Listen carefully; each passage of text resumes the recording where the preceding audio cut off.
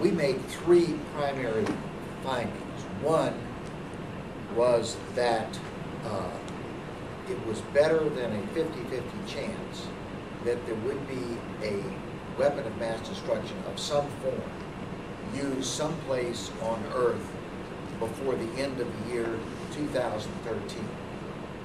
That finding came directly from the CIA. That's their assessment of the timing of the risk. The second was that it was more likely that the form of attack would be a biological attack than nuclear or other possibilities.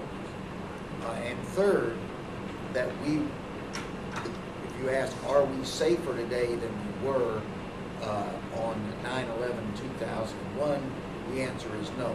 Our vulnerability has increased, not because we've done nothing, we've done a lot, but our adversary has not been standing still either. They've done even more, and so the gap of vulnerability has grown.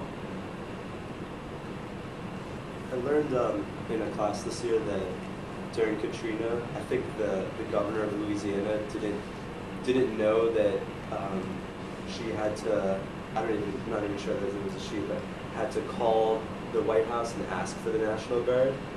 And the White House was prepared to send it, but just procedurally, they weren't on the same page, and you had to follow procedure.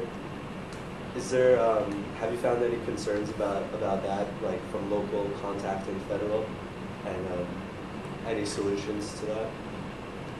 Well, the answer is, I don't think that's an issue that has been probed, and that might well be yet another. Do the local officials here in Gainesville or in Tampa, do they know what to do in terms of accessing federal assistance? So I think out of this, there may be 5 or 6 big questions that we could perform a real national service if we were to go to, let's say, 5 to 10 cities or communities in Florida and systematically answer what is your capability of detection? What's your capability of diagnosis? What is the knowledge of how to secure federal assistance? And frankly, that's likely to end up in our report card, with Florida being used as a pilot of what you're likely to find in the other 49 states. So this is really, I think, quite important work to be doing. I started at UF. I wanted to be a photojournalist, and somehow along the way that translated into something else. But I think something that was really helpful is while you're in college to take advantage of internship opportunities. I did an internship every summer with a very different kind of organization, and part of that is sort of to not just see what you like, but to kind of cross off things on the list as you go that you don't like.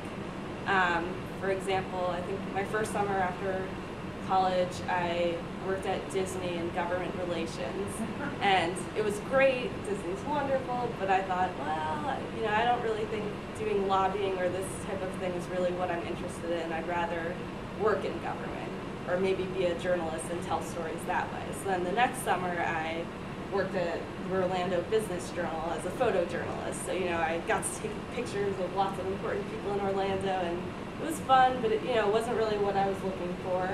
And then when I did the gubernatorial fellows program, I got to work, that's actually how I got interested in these issues.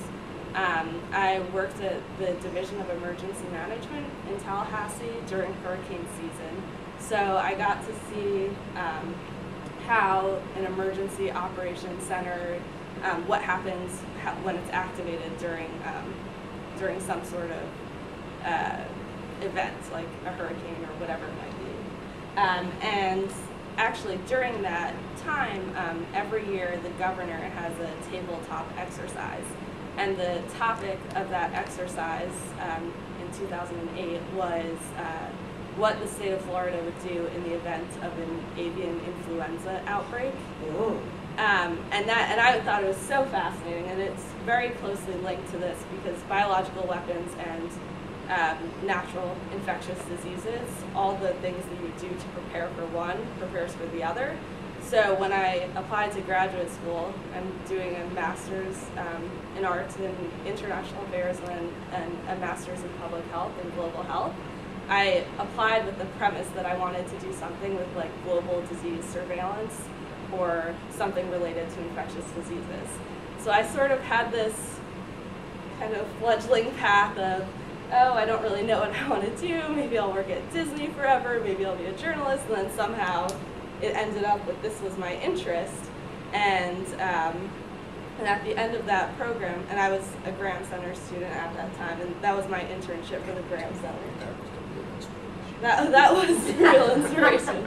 No, well, but then I got to meet Senator Graham at the end of that program, and he was telling me about how he led a commission that dealt with very similar issues, and that's how it sort of started. But something actually at the Division of Emergency Management that might be helpful to you in your project is the project that I worked on there was called the Emergency Management Accreditation Program.